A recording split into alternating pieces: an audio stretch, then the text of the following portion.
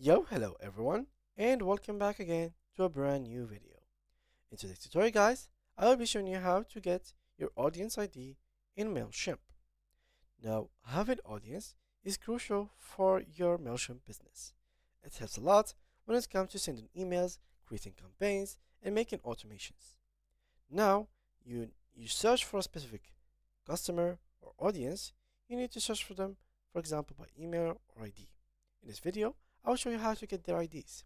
Now, first, we need to collect ID data, or at least have the contacts imported with their IDs. So let me show you how.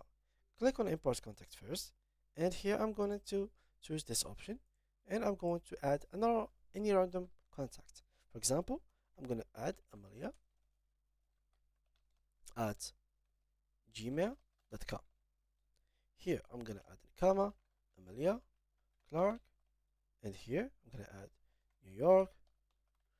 Here, let's add, for example, 0, something like so, and I'm gonna add here 0001. So click on continue. As you can see here, they will take us to another page. So the page, this one, I'm gonna just skip it. So click on continue again, and this is what we care about. So here, this is the email address. This is first name, last name, address, phone number. But here we need to search for IDs. Of course, IDs by default it's not gonna be available. So I'm gonna create a new field. I'm gonna name it ID, and it's gonna be mainly used as numbers. And here we go.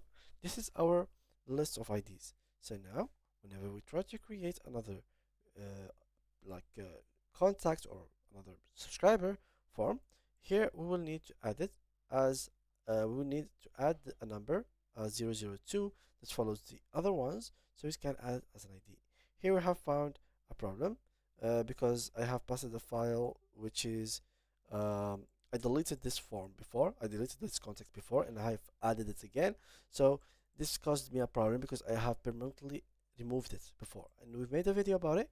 So when you delete a contact permanently, when you try to add it again, it will not be able to be added. I should have added or removed a letter from the ID that I have written so it can be added normally. And yeah, it will work flawlessly for you without any problems. Thank you guys a lot, and see you in the next video.